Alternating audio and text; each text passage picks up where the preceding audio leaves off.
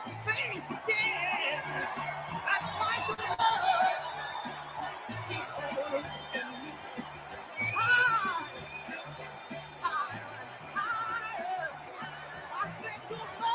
Thank you.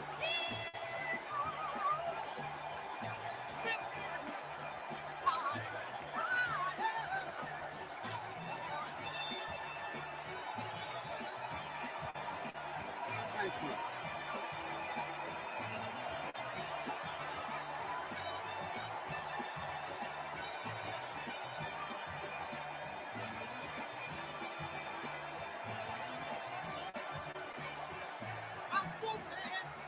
Thank you, thank you, thank you.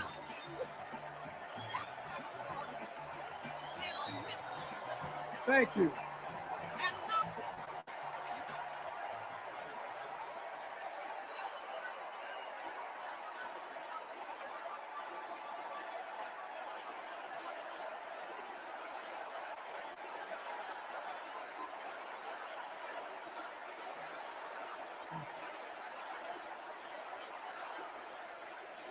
Thank you, thank you, thank you.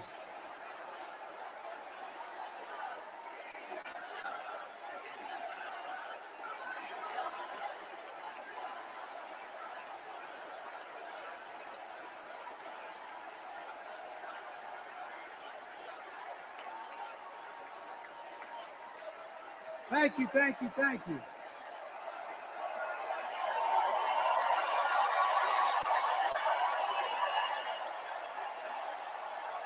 Thank you.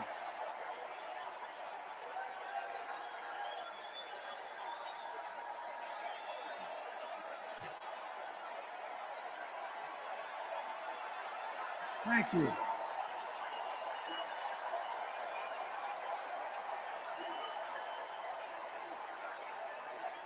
Thank you. I love you. Thank you.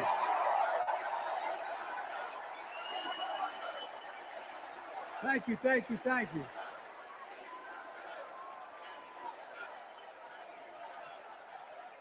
That was my daughter.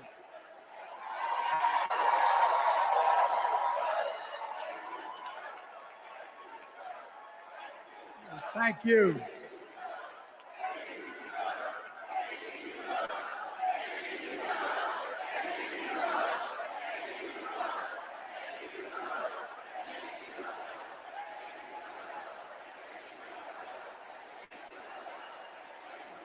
Thank you, thank you, thank you.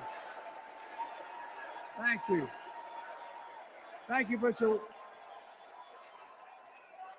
I tell you what.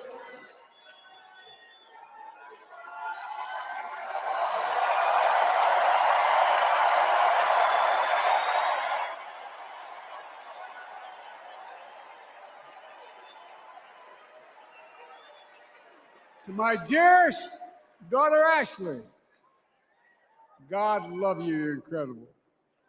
Thank you for that introduction and for being my courageous heart, along with Hunter and our entire family, and especially our rock, Jill.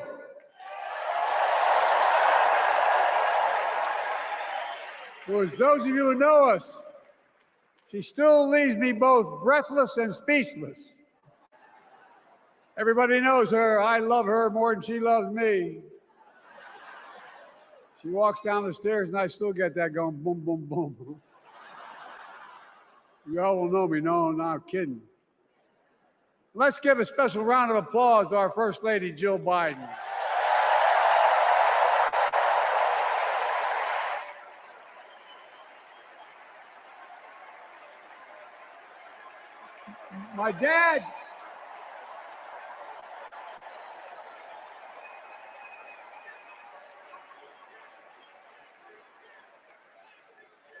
My dad used to have an expression, for real. He'd say, Joey, family is the beginning, the middle, and the end. And I love you all. Folks. And America, I love you.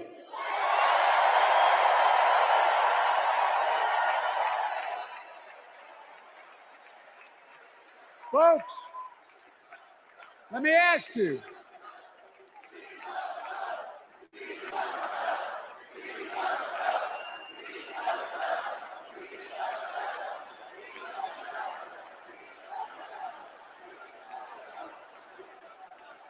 Let me ask you, are you ready to vote for freedom?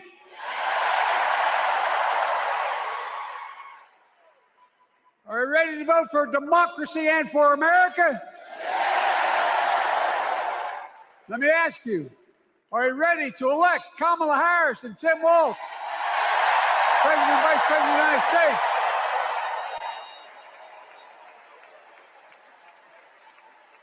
My fellow Democrats, my fellow Americans, nearly 4 years ago, in winter, on the steps of the Capitol, on a cold January day, I raised my right hand and I swore an oath to you and to God to preserve, protect, and defend the Constitution and to faithfully execute the office of the President of the United States.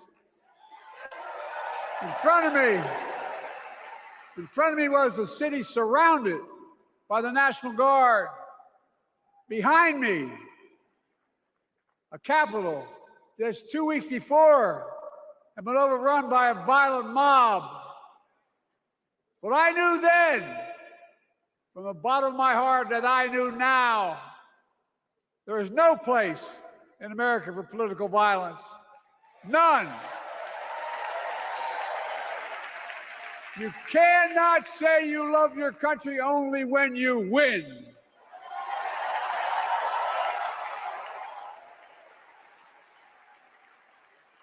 In that moment, I wasn't looking to the past. I was looking to the future. I spoke of the work at hand, the moment we had to meet. It was, as I told you then, a winter of peril and possibility. Of peril and possibility. We're in the grip of a once-in-a-century pandemic, historic joblessness, a call for racial justice long overdue, clear and present threats to our very democracy. Thank you.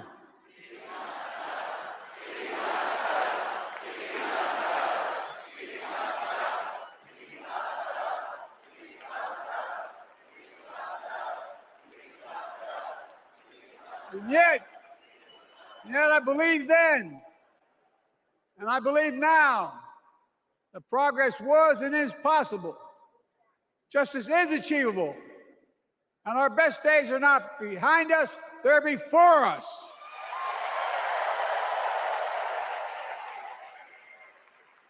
Now it's summer. The winter has passed. And with a grateful heart, I stand before you now on this August night to report that democracy has prevailed. Democracy has delivered. And now democracy must be preserved.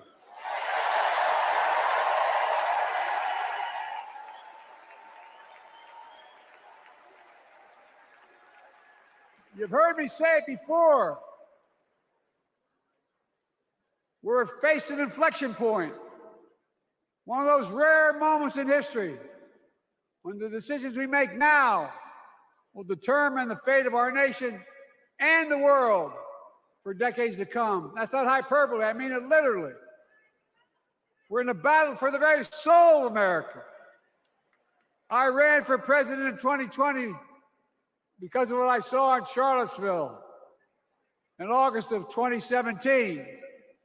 Extremists coming out of the woods, carrying torches, their veins bulging from their necks, carrying Nazi swastikas, and chanting the same exact anti-Semitic bile that was heard in Germany in the early 30s.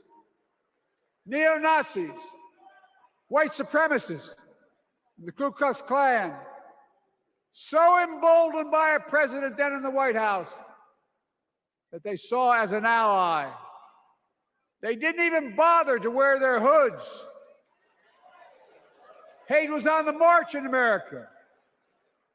Old ghosts and new garments, stirring up the oldest divisions, stoking the oldest fears, giving oxygen to the oldest forces that they long sought to tear apart America. In the process, a young woman was killed. When I contacted her mother, I asked about what happened. She told me. When the president was asked what he thought had happened, Donald Trump said, and I quote, "There are very fine people on both sides. My God." That's what he said. That is what he said and what he meant. That's when I realized, had listened to the admonition of my dead son, I could not stay in the sidelines. So I ran.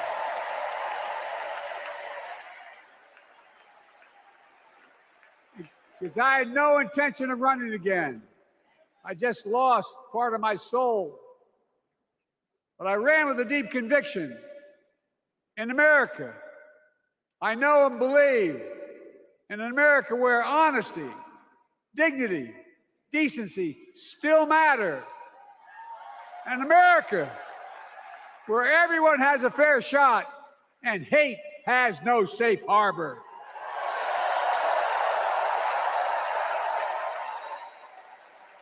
An America where the fundamental creed of this nation, that all of us are created equal, is still very much alive. And a broad coalition of Americans joined with me. 81 million voters voted for us, more than any time in all of history. Because of all of you in this room and others, we came together in 2020 to save democracy.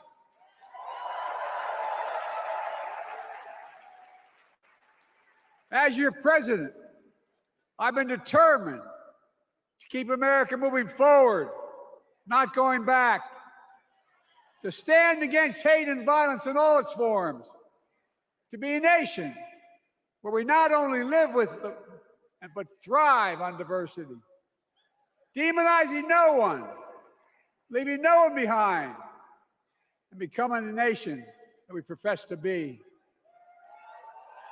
I also ran to rebuild the backbone of America, the middle class.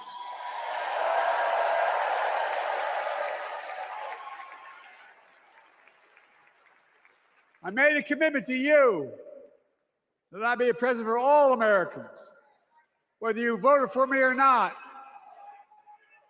We have done that. Studies show the major bills we have passed actually delivered more to red states than blue, because the job of the president is to deliver to all of America.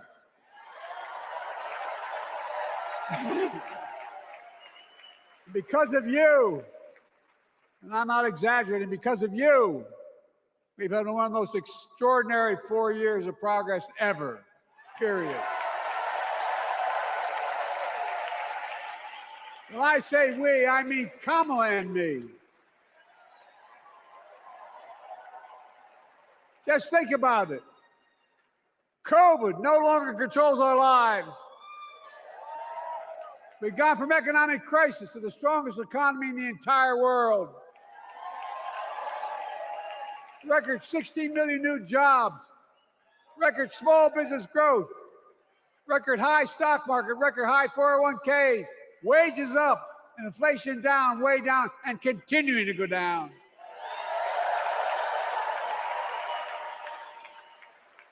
The smallest racial wealth gap in 20 years. And yes, we both know we have more to do, but we're moving in the right direction. More Americans have peace of mind that comes from having health insurance. More Americans have health insurance today than ever before in American history.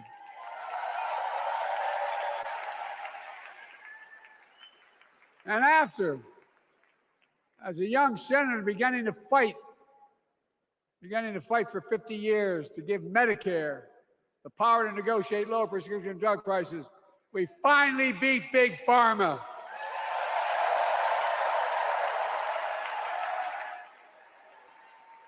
And guess who cast the tie-breaking vote? Vice President, soon-to-be President Kamala Harris.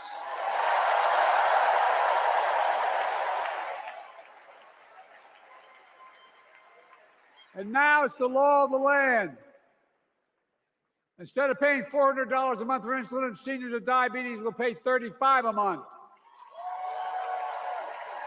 The law we passed already includes, starting in January, every senior's total prescription cost can be capped at $2,000 no matter how expensive the drugs they have. And what we don't focus on, and our Republican friends don't seem to understand, our reforms don't just save seniors money, they save the American taxpayers money. You know what we just passed saved? It saved $160 billion over the next decade. That's not hyperbole. It's because Medicare no longer has to pay those exorbitant prices to the big pharma. But look, thank you, Kamala, too. Look, folks, how can we have the strongest economy in the world without the best infrastructure in the world? Donald Trump promised infrastructure week, every week for 4 years, and he never built a damn thing.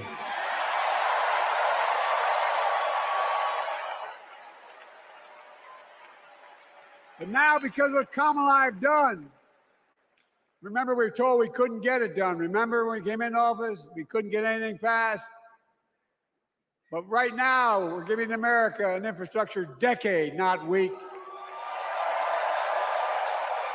We're modernizing our roads, our bridges, our ports, our airports, our trains, our buses. We're removing every lead pipe from schools and homes so every child can drink clean water. We're providing affordable high-speed internet for every American, no matter where they live, not unlike what Roosevelt did with electricity. And so much more. We are uniting the country. We're growing our economy. We're improving our quality of life. And we're building a better America.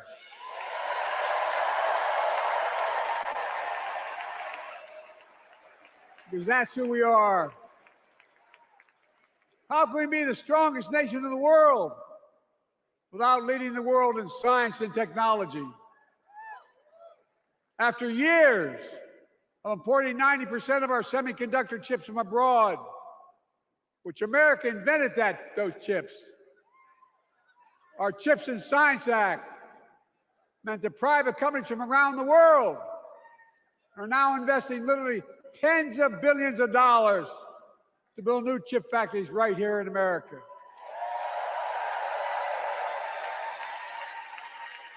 And over that period, they'll create tens of thousands of jobs. And many of those jobs in the so-called fabs, the buildings that make the chips, that's being constructed now. And guess what? The average salary in those fabs, size of a football field, will be over $100,000 a year, and you don't need a college degree.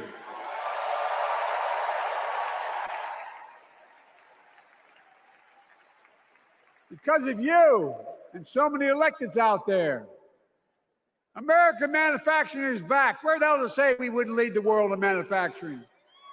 800,000 new manufacturing jobs.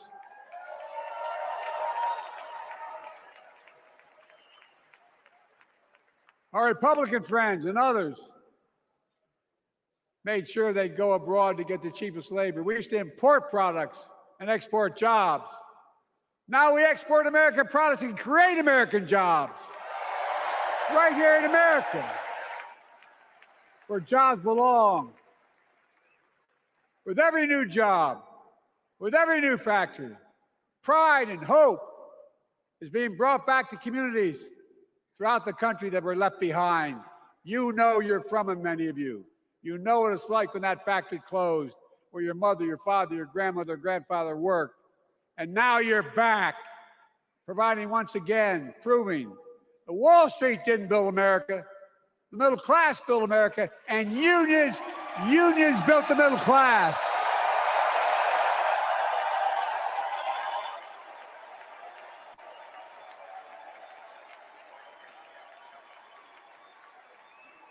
It's been my view since I came to the Senate. And that's why I'm proud to have been the first president to walk a picket line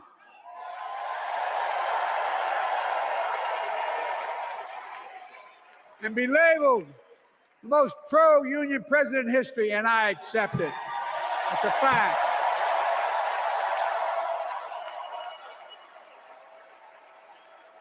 Because when unions do well, we all do well.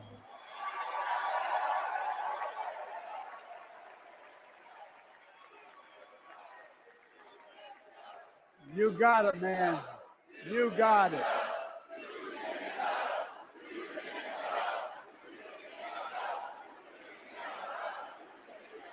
I agree. I'm proud. Look, remember we told we couldn't get anything done because we couldn't get anything done in the Congress? But with your support, we passed the most significant climate law in the history of mankind.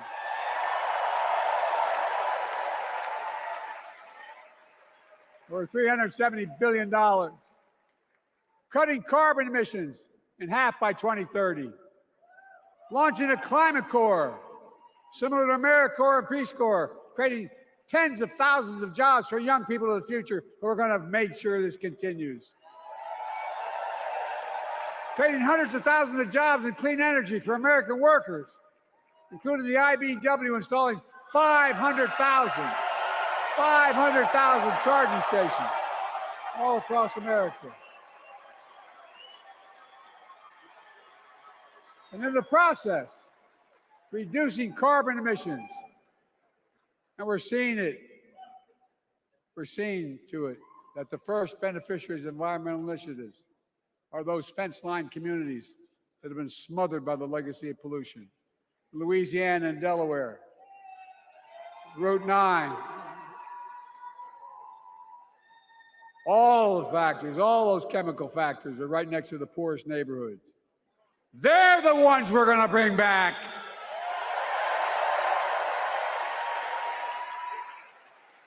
And how? How can we be the greatest nation in the world without the best education system in the world? Donald Trump and the Republican friends, they not only can't think, they can't read very well. Seriously, think about it. Look at their project 2025. They want to do away with the Department of Education. Well, during the pandemic, Kamala and I helped states and cities get back their schools back open. And we gave public school teachers a raise.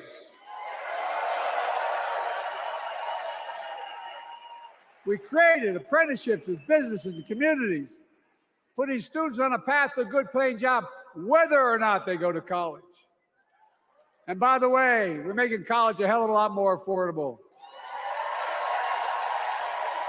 Increasing Pell Grants by $900. Over $15 billion to HBCUs. Minority service institutions, including Hispanic institutions and tribal colleges.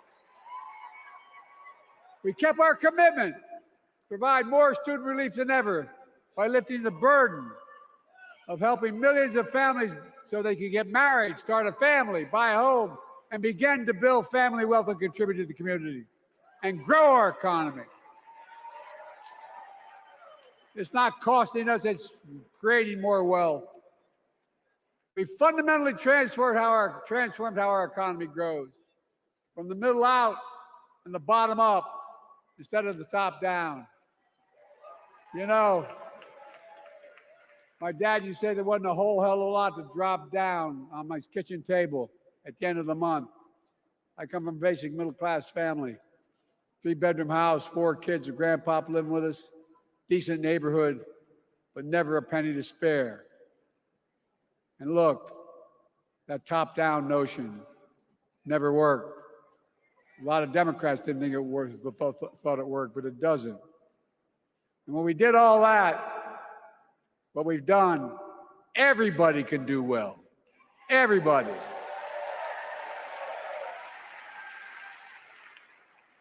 Donald Trump calls America a failing nation.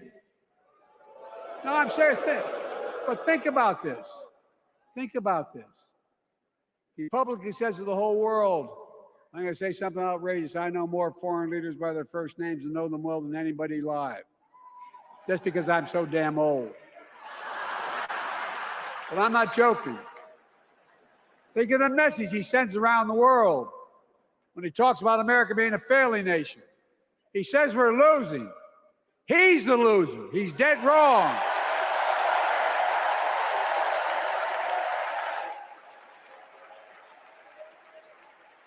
Many of you are very successful people who travel the world. Name me a country in the world that doesn't think we're the leading nation in the world. Without America, not a joke, think about it. I'm being literal. Who could lead the world other than the United States of America? Well, guess what? America's winning, and the world's better off for it. America's more prosperous, and Americans are safer today than under Donald Trump. Trump continues to lie about crime in America, like everything else. Guess what? On his watch, the murder rate went up 30%, the biggest increase in history. Meanwhile, we made the largest investment, Kamala and I, in public safety ever. Now, the murder rate is falling faster than any time in history. Violent crime has dropped to the lowest level of more than 50 years. And crime will keep coming down when we put a prosecutor in the Oval Office instead of a convicted felon.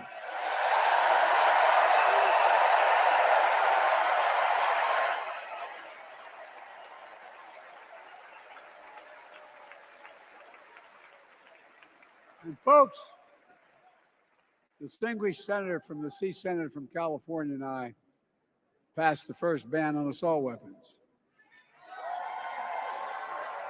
And guess what? It worked. If we care about public safety, we need to prevent gun violence. And what makes me ashamed when I travel the world, which I do, more children in America are killed by a gunshot than any other cause in the United States.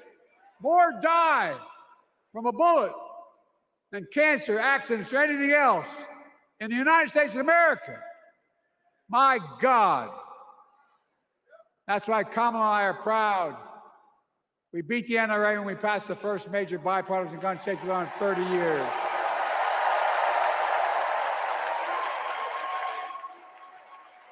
I'm serious. That comes from here. And now it's time to ban assault weapons again. And demand universal background checks.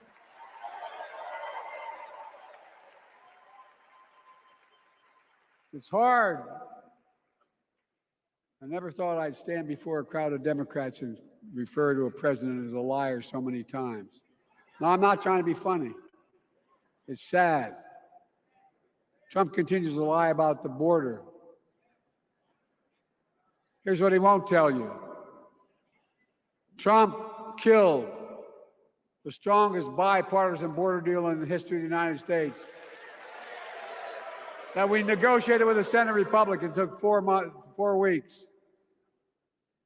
Once it passed, and never acknowledged the most expansive border change in American history. He called senators to say, don't support the bipartisan bill, because he said it would help me politically and hurt him politically. My God. No, I'm serious. Think about it. Not a joke. Ask even the press who doesn't like me. They'll tell you that's true. Typically Trump, once again, putting himself first and America last. Then I had to take executive action. The result of the executive action I took, border encounters have dropped over 50%. In fact, there are fewer border crossings today than when Donald Trump left office. And unlike Trump, we will not demonize immigrants, saying they're the poison of blood of America, poison the blood of our country. Kamala and I are committed to strengthening legal immigration, including protecting dreamers and more.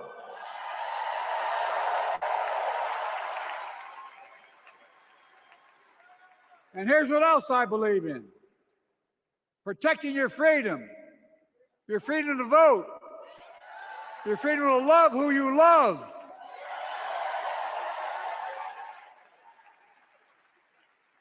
and your freedom to choose.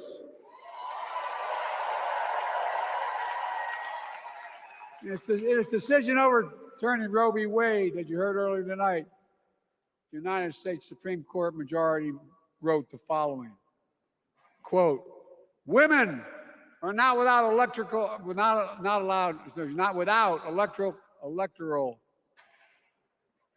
or political power."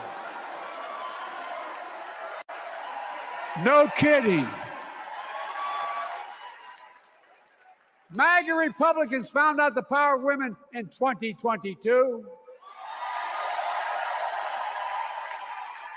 And Donald Trump is going to find out the power of women in 2024. Watch.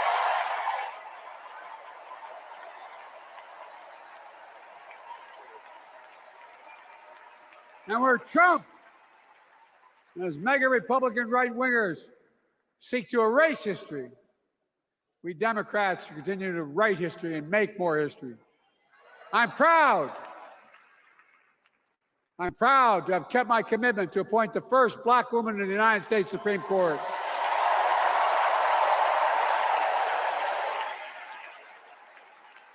Ketanji Brown Jackson, the symbol for every young woman in America that you can do anything. I'm proud that I've kept my commitment to have an administration that looks like America and that taps in to the full talent of our nation. The most diverse cabinet in history, including the first Black woman of South Asian descent to serve as vice president. And will soon serve as the 47th president of the United States.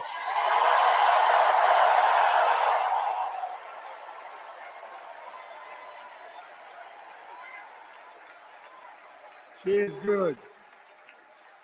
Look. Thank you, Kamala.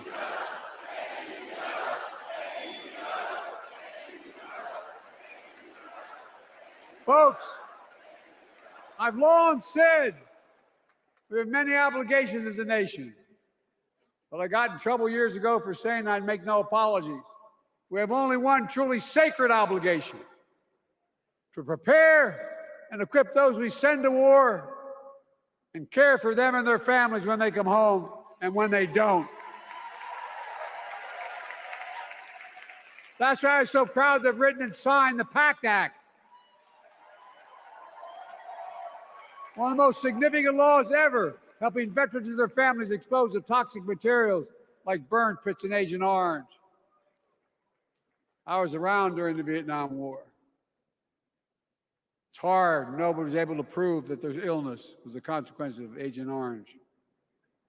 And no one was able to prove initially that because they lived in burn pits like my son lived next to in Iraq for a year, that it was the cause of their illness. But because of the PACT Act, a surviving spouse with 2 children is now eligible for a stipend of about $3,000 a month.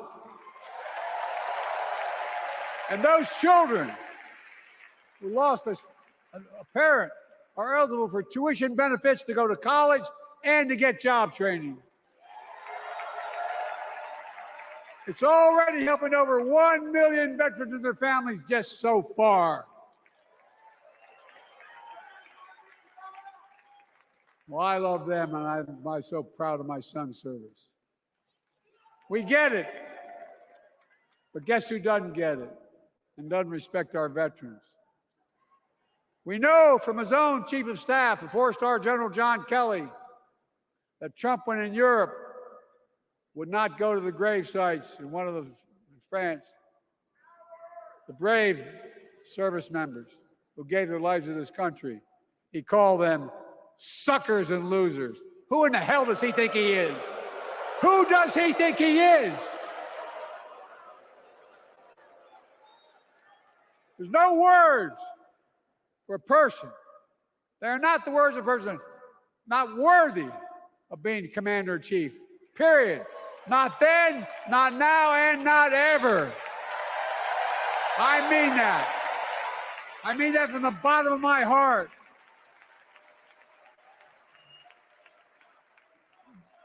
Just as no commander-in-chief should ever bow down to a dictator, the way Trump bows down to Putin. I never have, and I promise you, Kamala Harris will never do it. Will never bow down. When Trump left office, Europe and NATO was in tatters. Not a joke. America First doctrine changed our whole image in the world. Well, they gave the hours, about 190 hours sum total, to my counterparts or heads of state in Europe to strengthen NATO. We did. We united Europe like it hadn't been united for years, adding Finland and Sweden to NATO. 10 days before he died, Henry Kissinger called and said, not since Napoleon has Europe not looked over their shoulder at Russia with dread until now. Until now. Well, guess what? Putin thought he'd take Kyiv in 3 days. 3 years later, Ukraine is still free.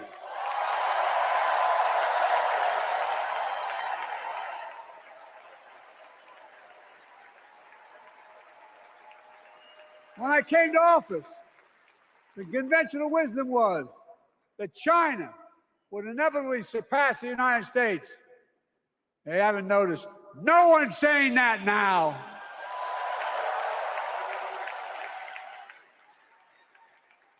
And we'll keep working to bring hostages home and end the war in Gaza and bring peace and security in the Middle East.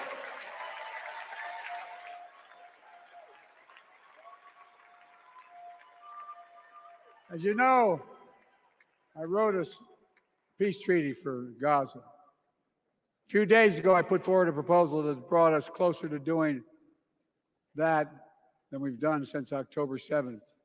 We're working around the clock, my Secretary of State, to prevent a wider war and reunite hostages with their families and surge humanitarian health and food assistance into Gaza now.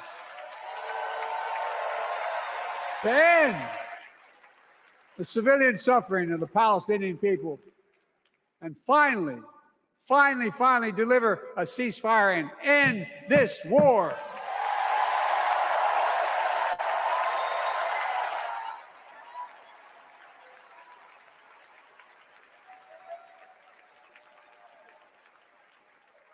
Those protesters out in the street, they have a point.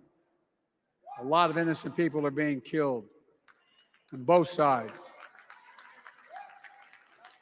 Just as we worked around the clock to bring home wrongfully detained Americans and others from Russia in one of the most complicated swaps in history, but they're home. Kamala and I are going to keep working to bring all Americans wrongfully detained around the world home. I mean it. Folks, I've got 5 months left in my presidency. I've got a lot to do. I intend to get it done.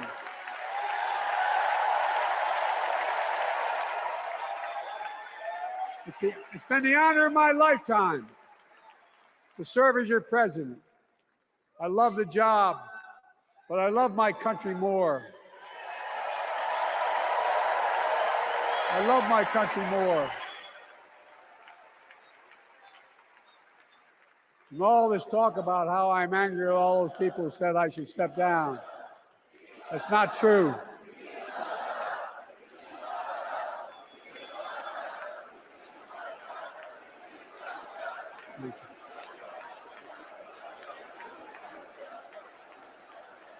I love my country more, and we need to preserve our democracy. In 2024, we need you to vote. We need you to keep the Senate. We need you to win back the House of Representatives. And above all, we need you to beat Donald Trump.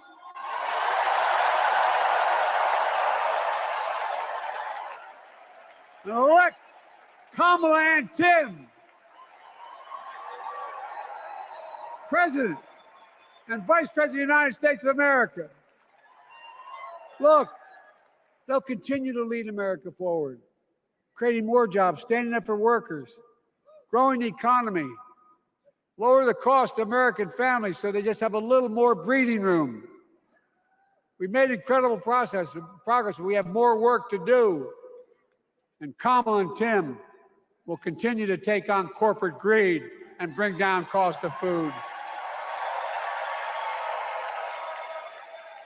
They'll keep taking on Big Pharma, making insulin $35 a month, not just for seniors, but for everyone in America. And capping prescription drug costs at a total of $2,000, not just for seniors, but for everyone. And folks, that's going to save America again tens of billions of dollars. Folks, they'll make housing more affordable, building 3 million new homes, providing $25,000 down payment assistance for the first-time home buyer, more than the 10 we approved. Donald Trump wants a new tax on imported goods, food, gas, clothing, and more. You know what that will cost the average family, according to the experts? $3,900 a year in a tax. No, it's a fact. Kamala and Tim will make the child care tax credit permanent.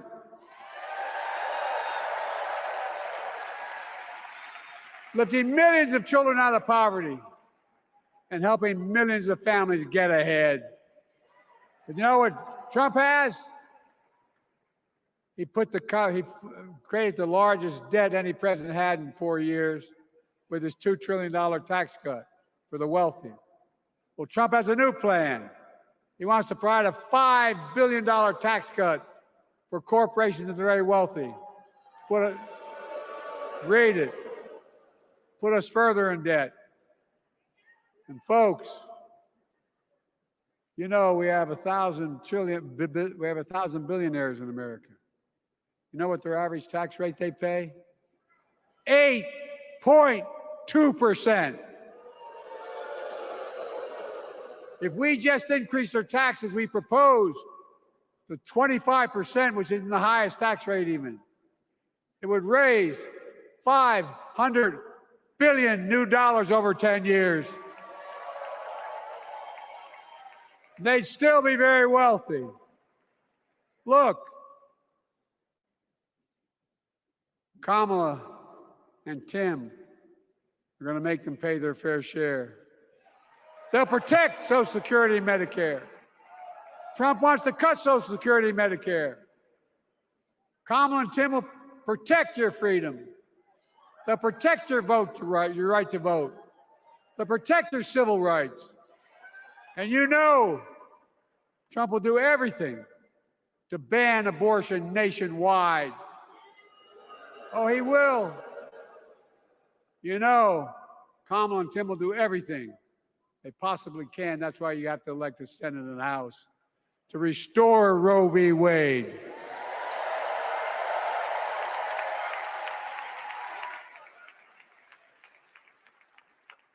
The ancient Greeks taught us that character is destiny. Character is destiny. For me and Jill, we know Kamala and Doug are people of character. It's been our honor to serve alongside them. And we know that Tim and Gwen Waltz are also people of great character. Selecting Kamala was the very first decision I made when I became our nominee. And it was the best decision I made my whole career.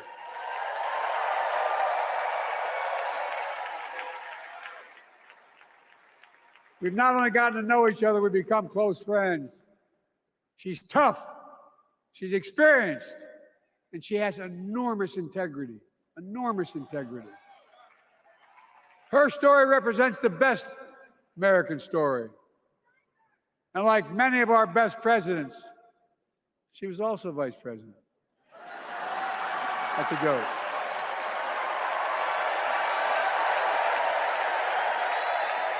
But she'll be a president our children can look up to. She'll be a president respected by world leaders because she already is. She'll be a president we can all be proud of. And she will be a historic president who puts her stamp on America's future.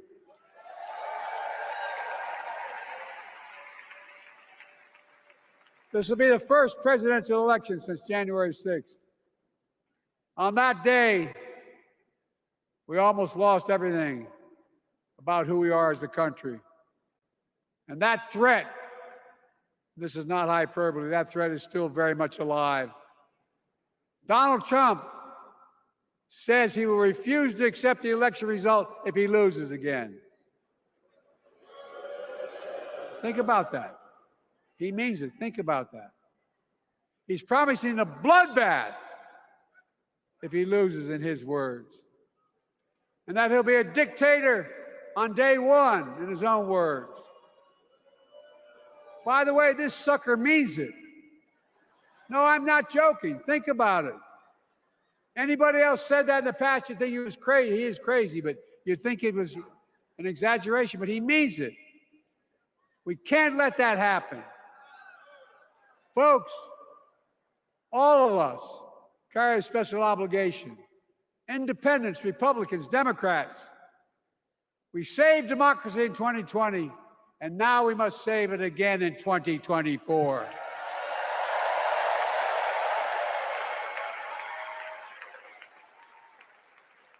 The vote of each of us cast this year will determine whether democracy and freedom will prevail. It's that simple. It's that serious. And the power is literally in your hands. History is in your hands. Not hyperbole. It's in your hands. America's future is in your hands. Let me close with this. Nowhere else in the world could a kid with a stutter and modest beginnings in Scranton, Pennsylvania, and Claymont, Delaware, grow up to sit behind the resolute desk in the Oval Office.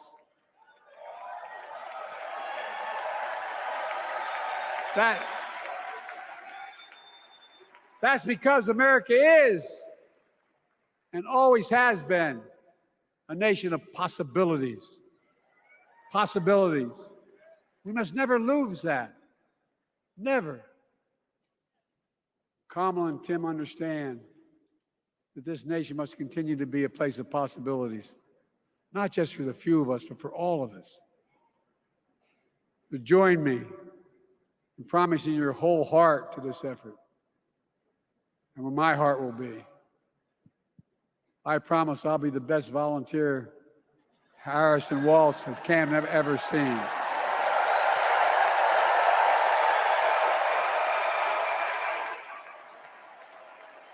Each of us has a part in the American story. For me and my family, there's a song that means a lot to us. It captures the best of who we are as a nation. The song is called American Anthem. There's one verse that stands out, and I can't sing worth a damn, so I'm not going to try. I'll just quote it. The work and prayers of centuries have brought us to this day.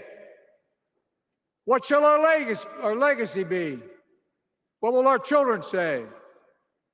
Let me know in my heart when my days are through. America, America, I gave my best to you.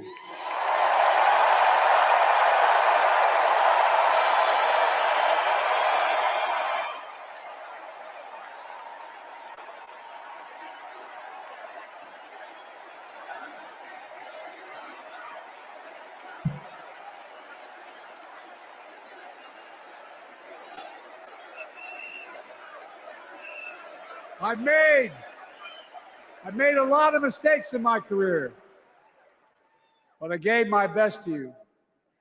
For 50 years, like many of you, I've given my heart and soul to our nation.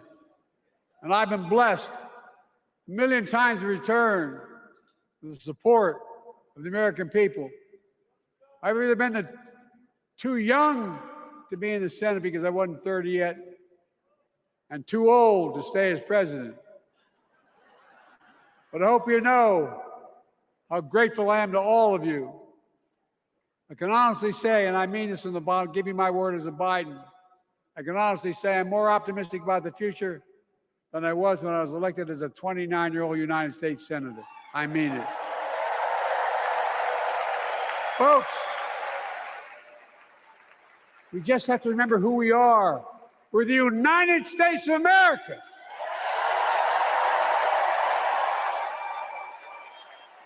And there's nothing we cannot do when we do it together. God bless you all, and may God protect our troops. Thank you.